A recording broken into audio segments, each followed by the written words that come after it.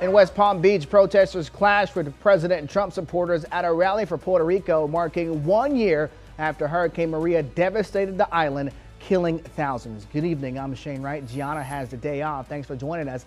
Democratic candidate for governor Andrew Gillum and Senator Bill Nelson joined hundreds of protesters at today's rally for Puerto Rico, also making its first appearance in Palm Beach County, the Baby Trump balloon. Tonight, Nelson is calling President Donald Trump's statement that 3,000 people did not die in the aftermath of Maria an insult to injury and inexcusable.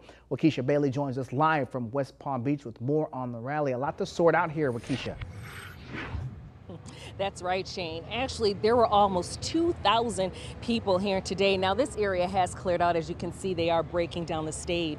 But I did get a chance to speak with many of these families, and they have loved ones that were impacted by Hurricane Maria. And they say if a storm ever hits their island again, they hope that the federal government will do its best to protect the people. Now, this all comes down to voting for them. Now, the Puerto Rican community is encouraging one another to head to the polls in November's election. Almost everyone here today was waving Puerto Rican flags, while some were sporting slogan t-shirts. There were also hundreds of signs that read, "Puerto Rico will not be forgotten." And next to the stage, a blimp of a baby Trump. And in the middle of it all, Trump supporters made an appearance, one that was also not welcomed by this community. And throughout the day, one by one, politicians took to the stage. Senator Bill Nelson says after Hurricane Maria, he was disappointed that President Trump denounced Puerto Rico's death toll. Nelson says the current administration treated the victims like second-class citizens. After the hurricane, they still didn't have electricity in a good part of that city of 30,000 people in the mountains.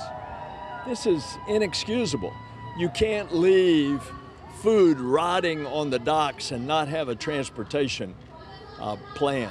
You can't not have gasoline pre-positioned for a major hurricane. What happened in Puerto Rico was a total travesty. That should not have happened.